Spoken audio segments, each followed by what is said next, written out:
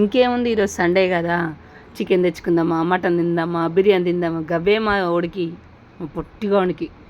ఈరోజు ఏం లేదు, చిన్న సండే కదా, మాకు గార్డెన్ చూపించేస్తా. చిన్న గార్డెన్, స్మాల్ గార్డెన్. అందులో వీడిని అది మాట్లాడుతుంటే చికెన్ బిర్యానీ బాగుంది, చికెన్ బాగుంది, బగారా రైస్ బాగుంది, ఇక వీనికి అదే ఉంది. కన్నాడు చలో మా గార్డెన్ చూపించేస్తా. ఇక్కడ మా అత్తయ్య కూర్చుంది. వచ్చేస్తుంది మా గార్డెన్ వచ్చేస్తుంది. Here it is. ఇదే మా చిన్న గార్డెన్, బుజ్జి గార్డెన్. కాకుంటే మంచి యూజ్ఫుల్గా ఉంటాయి అన్నీ. ఇది ఏంటో అనుకుంటున్నారా? తమలపాకు అండి.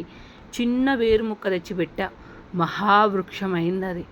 మా వాడకట్టుకు మొత్తం తెంపుకోపోతారు, హనుమాన్ పూజకని, ఒడి బియ్యాలకని, అమ్మవార్ల బియ్యాలకని. అబ్బా ఎంత మంచిగా అనిపిస్తుందో.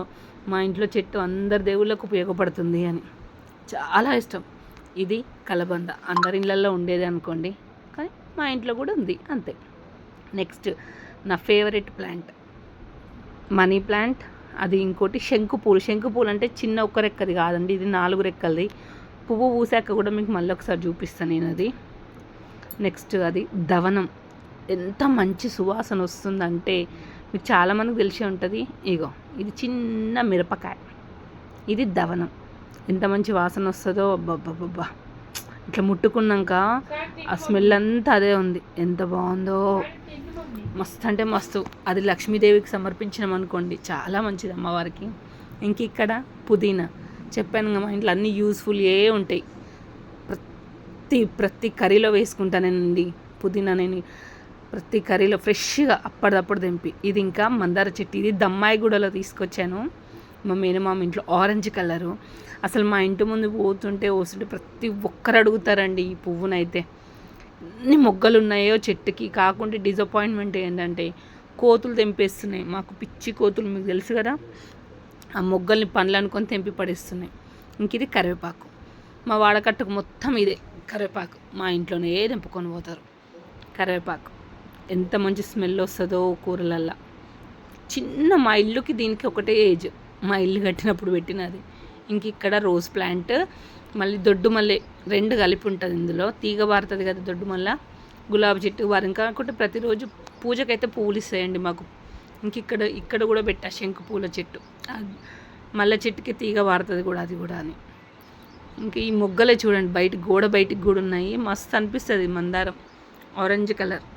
నాకు తెలిసి మీకు ఫోన్లో ఎల్లో పడుతుండొచ్చు, కానీ ఇది ఆరెంజ్. పిచ్చి మొగ్గలు, ఒక్కొక్క కొమ్మకి 10-20 మొగ్గలు ఉన్నాయి. నాకు చూడు ఎంత బాగుంటుందో, కలర్ఫుల్గా ఉంటుంది. ఇంటి నుంచి పోయేవాళ్ళు ప్రతి ఒక్కరు అడుగుతారండి ఆ చెట్టునైతే. ఇది నా చిన్న గార్డెన్. ఇందులో బయట మాత్రం పారిజాత చెట్టు పెట్టాను. పారిజాతం. ఇంకా వీళ్ళు భరతనాట్యం నేర్చుకునే పిల్లలు, మా ఇంటి పక్క గుడి ఉంది కదా, అందులో నేర్చుకుంటారు. మాస్టర్ వస్తాడు. ఇంక ఇక్కడ పారిజాతం. అది ఎప్పుడు పువ్వులు పూస్తుందా అని చూస్తున్నా, వెయిటింగ్ నేనైతే.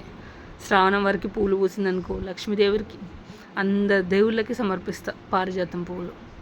ఇంక ఇక్కడ ఒక చిన్న మొక్కను చూపిస్తా. అది ఏంటో తెలుసా? మిరపకాయ చెట్టు. అది ఉన్నది గింతంతా, కానీ దేవుడా ఇప్పటికీ ఒకసారి అద్దపావు, ఒకసారి పావు కిలో అట్లా వెళ్ళిరి. ఇదంతా ఇక చూడండి, ఒక్కటి చిన్న చిన్న చాలా ఉన్నాయి. అసలు మీకు ఆకలి చాటు కనబడట్లేదు, కానీ చాలా ఉన్నాయండి. మస్తు అనిపిస్తుంది ఈ మొక్క. టైంకి ఎప్పుడైనా ఇంట్లో పచ్చిమిర్చి లేకుండా వెళ్ళడం, తెంపక రావడం, కర్రీలో వేయడం, అంతే. అట్లుంటుంది ఇంట్లో తోటను మెయింటైన్ చేస్తే. ఎట్లుంది మా చిన్న తోట? బాగుందా?